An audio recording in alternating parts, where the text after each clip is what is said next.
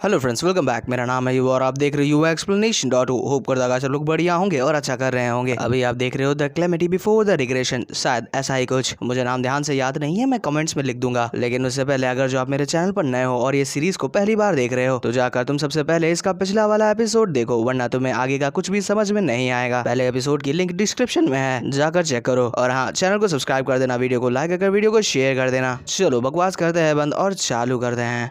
वहीं पर बिंग ये धमाका करने के बाद तो काफी ज्यादा खुश लग रही थी। तभी वहां पर रॉनी को याद आता है कि उसकी सीट के नीचे वहां पर कुछ फर्स्ट एड किट पड़ी हुई होंगी। ये बोलकर रॉनी वहां पर उस फर्स्ट एड किट को ढूंढने लगता है और थोड़ी देर तक वहां पर ढूंढने के बाद उससे वो फर्स्ट एड किट वहां पर मिल भी जाती है। लेकिन तभी वहां पर उस बैंडेजेस के पैकेट को मिंग रॉनी से छीन लेती है। वो वहां पर एक चीकी से स्माइल करते हुए बोलती है, भला तुम किस तरीके से एक लड़की की टांगों को छू सकते हो, या फिर ऐसा है कि तुम दोनों का कोई स्पेशल रिलेशनशिप है। मिंग की ये बात सुनकर मिंग ऑकवर्ड होकर वहां पर हंसने लगती है। रॉनी कहता है, बेवकूफ, अपनी बकवास को बंद कर। इसी बीच रॉनी की नजर उन बॉम्ब्स के ऊपर जाती है। रॉनी अपने फादर से पूछता है, फादर क्या है बॉम्ब्स आप ही ने बनाए हैं? जिस पे रॉनी के फादर बोलते हैं, ऑफ कोर्स, मेरा तो पूरा बचपन ही गोला बारूद के अंदर गुजरा है। बचपन में तो इन्हें बहुत ही ब्रीफली मैं स्टडी करता था, जिसके बाद जब मैंने माइनिंग करना चालू किया तब मैं अपनी टीम का एक एक्सप्लोजन स्पेशलिस्ट बन गया था। हालांकि बाद में जब माइनिंग का काम बंद हो गया तब से मैंने यहाँ पर कोई भी एक्सप्लोजन नहीं किया, और तुम्हारी मदर भी मुझे ये करने से अलाउ नहीं करती। जो सुनकर रॉनी कहता है, अच्छा तो क्या इसका मतलब पिछले साल किचन के अंदर जो ब्लास्ट हुआ था वो आप ही ने किया था? रॉनी की ये बात सुनकर उसका फादर थोड़ा चौंक जाता है। वो कांपती हुई आवाज में कहता है कि मुझे नहीं पता तुम किस बारे में बात कर रहे हो। रॉनी कहता है कि डैड आप कांप रहे हो। जिस पे रॉनी के फादर बोलते हैं कि हाँ ठीक है, लेकिन अपनी माँ को ये मत बताना। यही सीन शिफ्ट कर थोड़ी देर बाद पर आता है। वो सब सही सलामत घर तक वापस आ गए थे। तभी वहाँ पर रॉनी के फादर को घर के अंदर से रॉनी के मदर की चीखने की आवाज सुनाई पड़ती है। रॉनी के फादर गेट को खटखटाते हैं जाकर, तो गेट वहाँ पर लॉक होता है। कंधा मारकर गेट को तोड़ने लगता है, लेकिन तभी वहाँ पर रॉनी आता है और अपनी एक किक के साथ उस गेट को तोड़ देता है। लेकिन अंदर का नजारा देखकर वहाँ पर सभी लोग तो बहुत ही ज्यादा शॉक हो गए थे। रॉनी की मदर ने वहाँ पर एक ज़ॉम्बी को उसकी गर्दन से पकड़कर उठाया हुआ होता है और गुस्से में अपने दूसरे हाथ के अंदर एक पैन को लिए खड़ी हुई होती हैं। वो गुस्से में कहती हैं कि तुमने अचानक से आकर मुझे यहाँ पर डरा दिया। ये बोलकर वो वहाँ पर उस ज़ॉम्बी को अपने पैन के साथ बहुत ही बुरी तरीके से कचरने लगती हैं। रॉनी भी अपनी माँ की ये वाली साइड देखकर बहुत ही हैरान होता है। वो अपने पापा से पूछता है, पापा माँ कब से इतनी ज्यादा स्ट्रांग हो गई? जिसपे रॉनी के बाबा सुट्टा जलाते हुए कहते हैं, वो तो हमेशा से ही ऐसी ही थी। नहीं पता कि जब तुम्हारी माँ यंग थी तब वो एक गैंगस्टर थी। वो आसानी से ही 3-5 बंदों को अकेले ही संभाल लेती थी, लेकिन जब से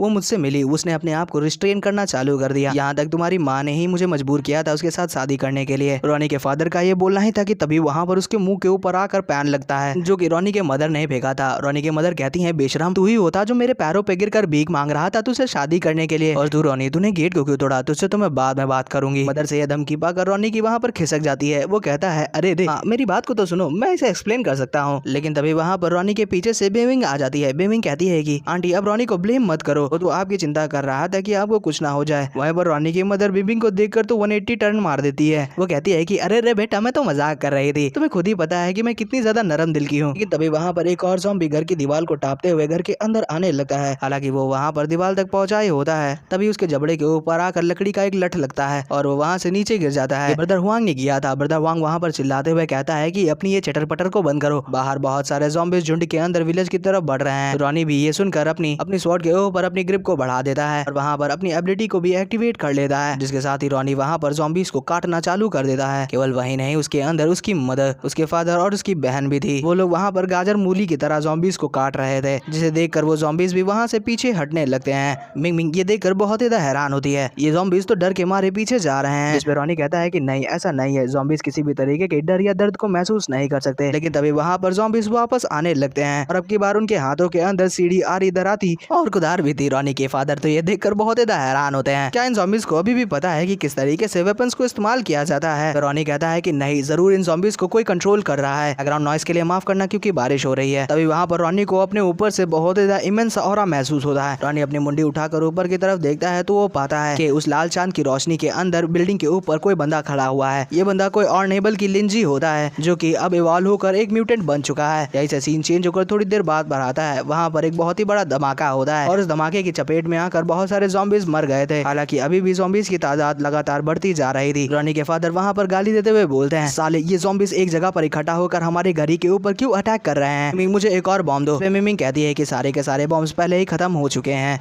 वहीं पर दूसरी तरफ वो ज़ॉम्बीज़ अब सीढ़ी और एक दूसरे का सहारा लेते हुए दीवार को टाप कर अंदर आ रहे थे। दूसरी तरफ रॉनी भी दूसरे ज़ॉम्बीज़ को काटते हुए ये सब देख रहा था। रेमन में रॉनी बुदबुदाते हुए कहता है, ज़ॉम्बीज़ तो सच में स्ट्रेटेजी बनाते हुए दीवार को टाप रहे हैं। अभी वहाँ पर रॉनी नोटिस करता है कि नीचे बिमिंग को भी गार्डेड आइलैंड के अंदर बहुत सारे ज़ॉम्बीज ने घेर लिया है और अकेले बिंबिंग को ही नहीं बल्कि उसकी पूरी की पूरी फैमिली को वहाँ पर उन ज़ॉम्बीज ने घेर लिया है। ये देखकर रॉनी थोड़ा परेशान हो जाता है। वो अपनी घर की दीवार के ऊपर चढ़ जाता है। नीचे से ज़ॉम्बीज के हाथ उसके पैरों को पकड़ रहे होते हैं। वो अपने मदर फादर से कहता है कि आप लोग यहाँ पर कोर्टयार्ड का संभालो, बाहर का मैं खुद देख लूंगा। ये बोलते साथ ही रॉनी वहाँ पर दीवार के ऊपर से बाहर की तरफ डाइव लगा देता है। रॉनी के फादर भी ये देखकर हैरान हो जाते हैं और दूसरी तरफ बाहर सारे के सारे ज़ॉम्बीज रॉनी को खाने के लिए उसके ऊपर पूरी तरीके से लद जाते हैं। तभी वहाँ पर रॉनी अपनी एबिलिटीज को एक्टिवेट करता है और वहाँ पर अंदर से ही एक स्लैश लगाता है जो उन ज़ॉम्बीज की बॉडी को चीरते हुए बाहर की तरफ निकलता है। ज़ॉम्बीज के टुकड़े चीथड़े बनकर हवा के अंदर उड़ रहे थे, जिनके नीचे वहाँ पर रॉनी खड़ा हुआ था अपनी एबिलिटी को एक्टिवेट करे हुए। और अब तक वो इस एबिलिटी के बारे में भी समझ गया था। इस एबिलिटी का नाम बुद्धिस्ट ब्लड है। रॉनी उसे देखते हुए अपने मन के अंदर बुदबुदाते हुए कहता है, मैं इसे पहचान गया, मैंने अपने पिछली लाइफ में इस एबिलिटी को देखा है एक बार। इस एबिलिटी का नाम बुद्धिस्ट ब्लड है। ये एबिलिटी हमारे कंट्री के एक कमांडर के पास थी जो कि सारे के सारे एबिलिटी यूजर के अंदर one of the strongest ability user माना जाता था। हालांकि मेरी वाली ये एबिलिटी उससे बहुत ही ज्यादा वीक है। इसके बारे में पता तो नहीं है, लेकिन इस चीज से फर्क भी नहीं पड़ता। जब तक मेरे पास पावर है मैं अपनी आखिरी सांस तक अपनी फैमिली को प्रोटेक्ट कर रखूंगा। ज़ॉम्बीज इतना भी बड़ा खतरा नहीं है। इंपॉर्टेंट तो वो है जो वहाँ पर खड़ा होकर इन ज़ॉम्बीज को कंट्रोल कर रहा है। मुझे इस ज़ॉम्बी वेव को खत्म करने के लिए सबसे पहले इसके लीडर को खत्म करना होगा। रॉनी वहाँ पर बीच रोड के ऊपर खड़ा होकर अपने ऑरा को रिलीज कर रहा होता है। देखते देखते वहाँ पर रॉनी को बहुत सारे ज़ॉम्बीज घेरना चालू कर देते हैं। ये देखकर रॉनी कहता है कि तुम्हें क्या लगता है, क्या तुम इन नॉर्मल ज़ॉम्बीज के साथ मुझे मार भी सकते हो? रॉनी का ये बोलना ही था कि तभी वहाँ पर उसके पीछे से बहुत ही ज्यादा खतरनाक रोर उसे सुनाई पड़ती है। एक बड़ा सा शैडो चांद की रोशनी को घेरते हुए रॉनी के ऊपर आकर पड़ता है और इसके बाद हमें कुछ नहीं दिखाया जाता। सीन शिफ्ट होकर बस घर के ऊपर आता है। एक ज़ॉम्बी पीछे से बिबिंग को काटने लगता है कि तभी वहाँ पर उसके मुंह के ऊपर आकर एक डंडा लगता है जिससे वो बिबिंग से दूर हट जाता है। ये रॉनी की मदर होती हैं जो बिबिंग की चिंता करते हुए कहती हैं कि बिबिंग क्या तुम ठीक हो? जिसपे बिबिंग कहती है कि हाँ मैं पूरी तरीके से ठीक हूँ, लेकिन रॉनी का क्या? मैंने उसे अभी देखा घर से बाहर छलांग लगाते हुए। जो सुनकर रॉनी की छोटी बहन मिमिंग कहती है कि मुझे पता है। वो वहाँ पर फ्लेक्स मारते हुए कहती है कि मैंने देखा है कि भाई वहाँ पर बाहर सुपर हीरो की तरह ज़ॉम्बीज के साथ फाइट कर रहा है, तुम उसके बारे में चिंता मत करो, वो ठीक ही होगा। लेकिन तभी वहाँ पर उसके पीछे वाली दीवार एक धमाके के साथ टूट जाती है। बिम्बिम भी अचानक से ये देखकर हैरान होती है। तभी वहाँ पर वो देखती है कि दीवार के मलबे के अंदर तो रॉनी दसा पड़ा हुआ है। वो रॉनी के पास आने लगती है। तभी वहाँ पर रॉनी चिल्लाते हुए कहता है कि इधर मत आना, जल्दी से भागो यहाँ से। वहीं पर उस धुंध के दीवार के पीछे से एक बड़ा सा भालू बाहर निकलता है। वो अपने जबड़े को फैलाते हुए वहाँ पर एक बहुत ही खतरनाक सी दहाड़ लगाता है। वहीं पर रॉनी मलबे के अंदर से उड़ते हुए अपने मन ही मन बुदबुदाते हुए कहता है, नहीं नहीं, नियति वापस से अपने आप को दोहरा रही है, लेकिन मैं ये वापस से नहीं होने दूंगा। जब तक मैं जिंदा हूँ ये चीज वापस से दोबारा नहीं दोहराई जाएगी। उसके साथ ही रॉनी वहाँ पर एक बहुत ही खतरनाक सा चार्ज अप करता है। उसका ऑरा पहले से बहुत ही ज्यादा बढ़ गया था और उसकी डिस्ट्रक्टिव फोर्स भी, उसके ऑरा का गस्ट ऑफ विंड भी इतना ज्यादा खतरनाक था कि वहाँ पर उसके पास खड़े लोग भी बड़ी मुश्किल से ही रॉनी को देख पा रहे थे। देखना तो दूर, उसके पास में भी सही से खड़े नहीं हो पा रहे थे। ये देखते साथ ही वो ज़ॉम्बी बेयर भी रॉनी के ऊपर निकलौ से रॉनी के ऊपर अटैक कर देता है। रॉनी भी ये देखकर अपनी करंट फॉर्म के अंदर उसकी तरफ लॉन्च कर देता है। तभी वहाँ पर एक बहुत ही बड़ा धमाका होता है, लेकिन वहाँ पर रॉनी की जगह पर कोई दूसरा ही पर्सन आ गया था। उसने उस ज़ॉम्बी बेयर के क्लॉ अटैक को बड़ी आसानी से केवल अपने एक ही हाथ से रोक लिया था। वो हंसते हुए कहता है कि मैं सच में सोच रहा था कि आखिरकार तू अचानक से इतना ज्यादा स्ट्रॉन्ग कब से हो गया, लेकिन अब मुझे समझ में आया है कि तू भी इस पावर को इस्तेमाल कर सकता है। कोई और नहीं बल्कि अपना नॉलन होता है जो कि कहता है, मुझे माफ कर देना कि मैं इतना ज्यादा लेट हो गया, क्या तूने अपने पैंट में हागा तो नहीं? वहीं पर नॉलन को देखकर रॉनी भी बहुत ही ज्यादा खुश हो जाता है। नॉलन कहता है कि मुझे इतना ज्यादा टाइम इसीलिए लग गया कि मैं माउंटेन के ऊपर इस एबिलिटी को थोड़ा समझने का ट्राई कर रहा था। ध्यान से देखो, मैं तुम्हें दिखाता हूँ कि आखिरकार किस तरीके से इसे इस्तेमाल करते हैं। ये बोलकर नॉलन वहाँ पर अपना एक मुक्का बनाता है जिसके अंदर वो अपनी बहुत सारी बुद्धिस्ट ब्लड की एनर्जी को एक्यूमुलेट करने लगता है और अपने उस मुक्के को पूरी भरपूर दम लगाकर उस ज़ॉम्बी बेयर के पेट के ऊपर धर कर मारता है। इम्पैक्ट इतना ज्यादा खतरनाक होता है कि वो ज़ॉम्बी बेयर बहुत सारे घरों को तोड़ते हुए बहुत ही ज्यादा दूर जाकर गिरता है। नॉलन उसे देखते हुए कहता है कि ये अभी तक मरा नहीं होगा। सच में ये बड़ा सा चूहा तो काफी ज्यादा मजबूत है। नॉलन पीछे घूमते हुए रॉनी से कहता है कि इस जगह को मेरे ऊपर तू छोड़ दे रॉनी, और तू वो कर जाकर जो कि जरूरी है।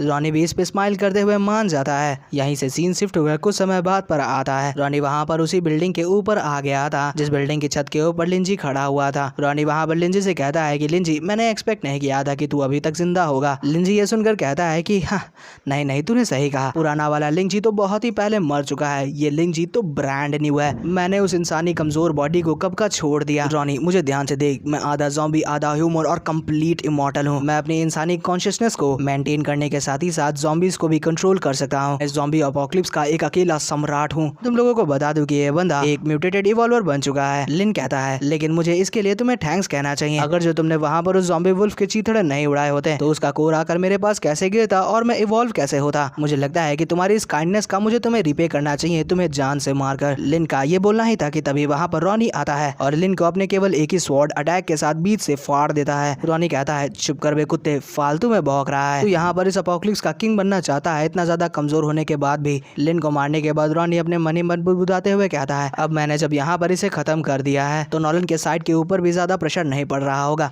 लीजिन के मरने के साथ ही, जो कि इन ज़ॉम्बीज को कंट्रोल कर रहा था, तो ये ज़ॉम्बी वेव भी बहुत ही ज्यादा जल्दी खत्म हो जाएगी। रॉनी वहाँ से जा ही रहा था कि तभी वहाँ पर उसके पीछे से हंसते हुए भूतों की तरह उड़ते हुए कहता है, जैसा कि मैंने एक्सपेक्ट किया था, तुम्हारी स्वॉर्ड मुझे मार नहीं सकती। लिन वहाँ पर बहुत ही ज्यादा तेजी से रीजनरेट कर जाता है उस जानलेवा घाव के साथ भी, और देखने में भी वो पहले से भी बहुत ही ज्यादा खतरनाक लग रहा था।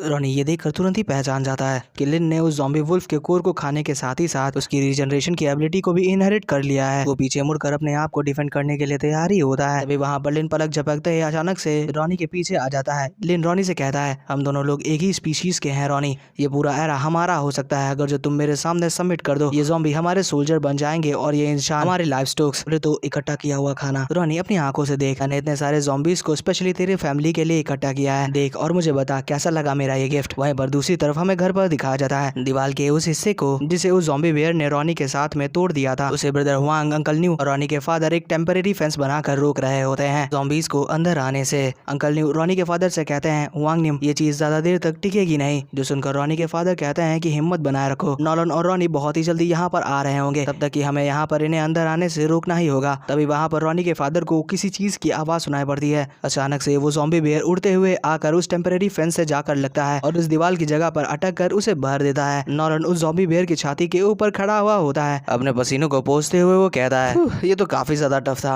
नॉलन का फादर नॉलन को देखते हुए कहता है, ओ तो तुम यहाँ पर हो, रॉनी के साइड का क्या हुआ? लेकिन दूसरी तरफ नॉलन की नजर किसी दूसरी चीज के ऊपर पड़ती है। वहाँ पर उनके घर के पास उस ज़ॉम्बीज की तादाद और भी ज्यादा बढ़ने लगी थी, इसलिए नॉलन अपने मन के अंदर कहता है कि मुझे इससे डील करने के लिए यहीं पर रुकना होगा। नॉलन अपने फादर से कहता है कि आप उसकी चिंता मत करो, रॉनी का पोटेंशियल मुझसे भी कई ज्यादा है, वो अपनी चीजें खुद ही संभाल सकता है। दूसरी तरफ रॉनी के पास कुछ उल्टा ही हो रहा था। वहाँ पर रॉनी को तो बहुत ही ज्यादा बुरी तरीके से पीट पाट कर उस बिल्डिंग से नीचे जमीन पर फेंक देता है। घरों वरों को तोड़ ताड़ कर रॉनी भी वहाँ पर जाकर गिरता है। तभी वहाँ पर हंसते हुए लिन भी उसी के पास आ जाता है। लिन वहाँ पर हंसते हुए रॉनी से कहता है, ये बहुत ही ज्यादा डिसअपॉइंटिंग था रॉनी, तुम बहुत ही ज्यादा कमजोर हो, लेकिन अगर जो तुम मेरे सामने सबमिट कर देते हो, अपने सर को झुका देते हो, तो मैं तुम्हें माफ कर दूंगा मेरे ऊपर अटैक करने के लिए। लेकिन तभी वहाँ पर रॉनी उठता है और पलक झपकते ही लिन के करीब आकर उसके ऊपर अपनी स्वॉर्ड से एक स्लैश लगा देता है, जिसका इम्पैक्ट इतना ज्यादा खतरनाक होता है वहाँ की कंक्रीट से बनी हुई दीवार भी दो हिस्सों में कट जाती है। धूल के अंदर से रॉनी बाहर निकलते हुए कहता है, एक इंसान और एक मॉन्स्टर कभी भी एक दूसरे के साथ एसोसिएट नहीं हो सकते, और इससे भी ज्यादा तेरे जैसे कीड़े की हिम्मत कैसे हुई मेरी फैमिली के ऊपर अटैक करने की? मौत तुम मेरे ही हाथों होगी। वहीं पर मलबे के अंदर लिन, जिसका कंधा रॉनी के अटैक की वजह से पूरी तरीके से कट गया था, लेकिन वो वहाँ पर उसका घाव बड़ी तेजी से रिकवर कर रहा था। लिन वहाँ पर रॉनी से कहता है, अच्छा ऐसा क्या, मतलब कि तू नहीं मानेगा? इसका मतलब तेरे इस क्राइम की सजा मुझे तुझे देनी ही होगी, और सजा के रूप में मैं तुझे मौत देता हूँ। और अगले ही सेकंड लिन रॉनी के सामने आ जाता है और अपने क्लॉ से रॉनी के ऊपर अटैक कर देता है। हालांकि मुश्किल से ही सही रॉनी उस अटैक को अपने स्वॉर्ड को सामने करते हुए ब्लॉक कर लेता है। उसकी बढ़ी हुई स्पीड को देखकर रॉनी भी बहुत ही हैरान होता है, लेकिन केवल उसकी स्पीड ही नहीं, उसकी स्ट्रेंथ भी पहले से बहुत ही ज्यादा बढ़ गई थी। अपने दूसरे हाथ के क्लॉ से रॉनी के ऊपर अटैक कर देता है। लिन का वो क्लॉ रॉनी के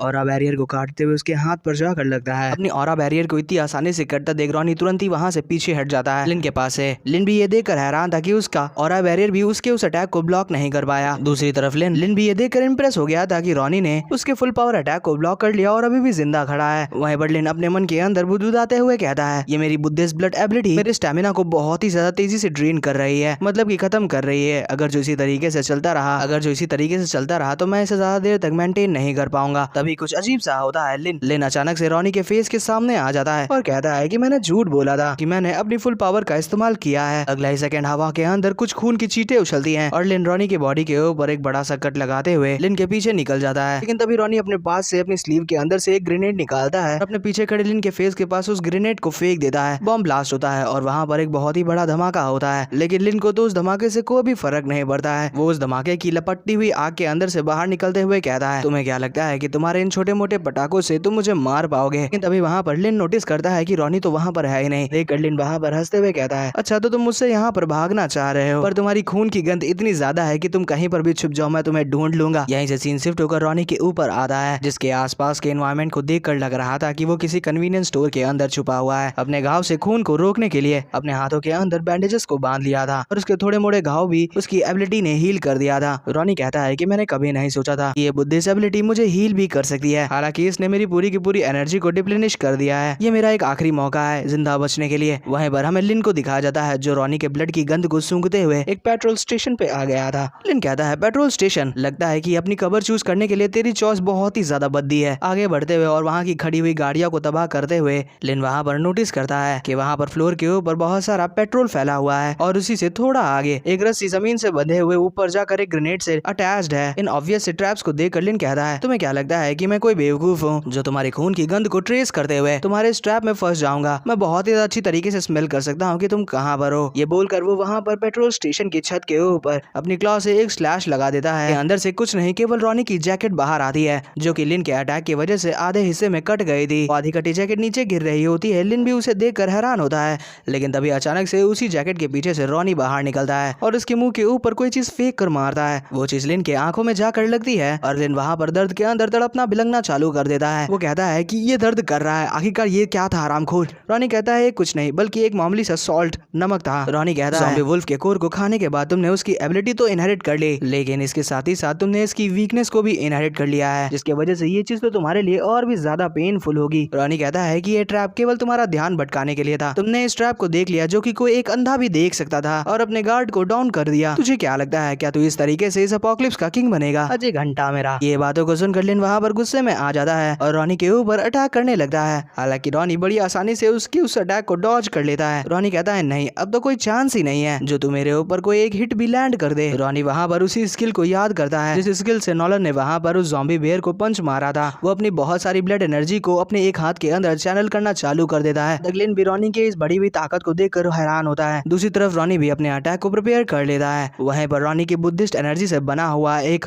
क्रॉस रॉनी के पीछे अपेयर होता है और रॉनी अपने स्वॉर्ड के साथ लिन के ऊपर एक स्ट्राइक लगा देता है। स्ट्राइक इतनी ज्यादा खतरनाक होती है कि लिन के ऊपर लैंड करते साथ ही वो वहाँ की जमीन को चकनाचूर कर देती है। हर जगह पूरी तरीके से धूल मिट्टी फैल गई थी। रॉनी लिन की तरफ देखते हुए कहता है, ओ, मुझे लगा था कि तू इतने से तो नहीं मरेगा, तेरी चमड़ी इतनी ज्यादा मोटी है ना, इसलिए ऊपर से साला तू अपने आप को रीजनरेट भी कर लेता है। वह पर लिन के उस अटैक की वजह से जमीन के ऊपर बहुत ही बड़ा उल्टा क्रॉस बन गया था। जमीन पर बहुत सारे क्रैक पड़ गए थे। हालांकि लिन फिर भी जिंदा था। वो कटी कटी आवाज में कहता है कि मैं किंग हूँ, मैं मर नहीं सकता, मैं अमर हूँ, मुझे कोई नहीं मार सकता। वहीं पर जमीन पर पड़े हुए उन क्रैक्स से होते हुए बहुत सारा पेट्रोल लिन के पास में इकट्ठा होने लगा था। पहले तो लिन इस चीज को नोटिस नहीं करता है, लेकिन पेट्रोल जब उसके फटे हुए जबड़े के अंदर से होते हुए उसके हलक के अंदर जाने लगता है तब वो खांसना चालू कर देता है। वो कहता है, ये क्या है? रॉनी कहता है, क्या टेस्ट से पता नहीं चल रहा है, ये पेट्रोल है। ओह सॉरी, मैं तो भूल गया था कि तुझे टेस्ट भी नहीं आता होगा। खैर, मुझे लगा जब तेरे ऊपर एक बॉम्ब हम नहीं किया तो क्यों ना पेट्रोल स्टेशन ही तेरे ऊपर ब्लास्ट कर दूं। रॉनी की ये बात सुनकर लिन बहुत ही ज्यादा डर जाता है। कहता है, नहीं नहीं, तुम ये नहीं कर सकते। तो रॉनी कहता है कि ना ना, चिंता मत कर, ये तेरी कब्र है जो मैंने तेरे लिए प्रिपेयर की है। ये बोलकर वो अपने पास से एक ग्रेनेड को बाहर निकालता है और उसे लिन के ऊपर फेंकते हुए कहता है कि बाय बाय। यहीं से सीन चेंज होकर वापस से विलेज के अंदर घर के ऊपर आता है। रॉनी के फादर एक जगह पर सीधे साधे खड़े हुए होते हैं और नॉलन वहाँ पर उन ज़ॉम्बीज के साथ फाइट कर रहा था।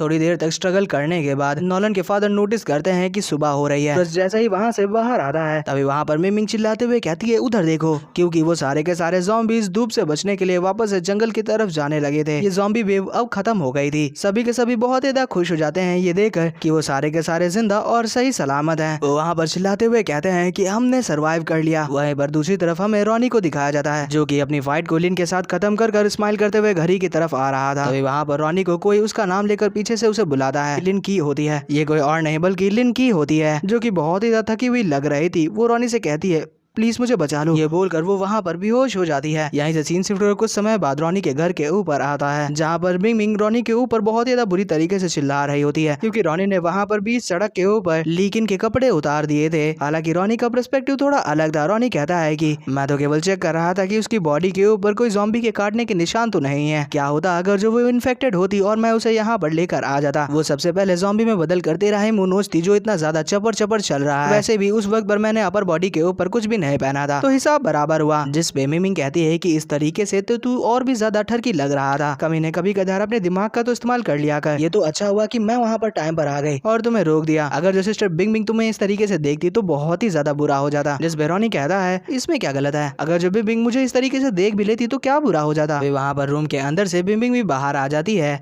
लीकिन का चेकअप करने के बाद बिंग बिंग कहती है घबराने वाली कोई बात नहीं है, मैंने लीकिन को चेक कर लिया है। वो केवल थक गई है फिजिकली और मेंटली भी। अपने आंखों के सामने ये सब देखकर उसे केवल कुछ समय तक आराम करने दो, वो नॉर्मल हो जाएगी। हालांकि वहाँ पर बिंग बिंग को देखकर पूरा का पूरा सन्नाटा छाया पड़ा था। बिंग बिंग कहती है क्या हुआ, तुम इतना ज्यादा शांत क्यों हो। बिंग बिंग कहती है कि नहीं नहीं कुछ नहीं, ये अच्छी बात है कि वो सही सलामत है। रॉनी कहता है कि चलो ठीक है, और बिंग बिंग थैंक यू इतना ज्यादा हार्ड वर्क करने के लिए मेरे लिए। जिस पे बिंग बिंग शर्माते हुए कहती है कि नहीं नहीं, तुम्हारी मेहनत के मुकाबले तो मैंने कुछ भी नहीं किया। ये चीज बिंग बिंग रॉनी के हाथ के बैंडेज को देखकर बोल रही थी। यहीं से सीन शिफ्ट होकर कुछ समय बाद पर आता है। अंकल न्यू, ब्रदर हुआंग और बिंग बिंग बाहर विलेज के अंदर जा रहे थे पेट्रोलिंग के लिए और चेक करने के लिए कि यहाँ पर विलेज के अंदर कुछ और सर्वाइवर हैं या नहीं, जो कि इस ज़ॉम्बी वेव के अंदर जिंदा बच पाए हैं, क्योंकि अभी सुबह है, जिसकी वजह से ज़ॉम्बीज का खतरा भी पहले के मुकाबले कम है। हुआंग बिंग बिंग से कहते हैं कि हमें चेक करने के लिए जाना ही होगा, क्योंकि हम लोग इस विलेज की कम्युनिटी के मेंबर हैं और एक ऑफिशियल भी, तो ये हमारी ड्यूटी भी बनती है। हालांकि बिंग बिंग इस चीज से ज्यादा खुश नहीं लग रही थी। वो शायद अपने आप को ब्लेम कर रही थी कि वो इस आपदा को नहीं रोक पाई। हालांकि रॉनी शायद इस चीज को परख लेता है। वो बिंग बिंग को वहाँ पर पीछे से बुलाते हुए कहता है हे बिंग बिंग, तुम्हें अपने आप को ब्लेम करने की कोई जरूरत नहीं है। ये ज़ॉम्बी वेव कुछ ऐसी नहीं थी जिसे तुम पहले से ही प्रिपेयर कर या फिर प्रिकॉशंस लेकर इसे रोक सकते थे। हम सभी लोगों को नहीं बचा सकते, इसलिए तुम्हें अपने आप को ब्लेम करने की कोई जरूरत नहीं है। यहाँ पर सबसे ज्यादा इंपॉर्टेंट ये है कि कुछ भी हो जाए हमें किसी भी तरीके से यहाँ पर जिंदा रहना है। रॉनी की इतनी सारी कंफर्टिंग बातों को सुनकर बिंग बिंग वहाँ पर ब्लश करने लगती है। वो कहती है कि हाँ तुमने सही कहा, मैं समझ गई। वहीं पर उसके जस्ट पीछे नॉलन भी अपने ट्रक के अंदर बैठा हुआ ये सारी बातें सुन रहा था। वो रॉनी से कहता है कि वाह ये इतना भी ज्यादा बुरा नहीं था, तू तो सच में बड़ा हो गया रे। जिस पर रॉनी वहाँ पर धीमी सी आवाज में कहता है कि हाँ इस बार मैं इसकी एंडिंग को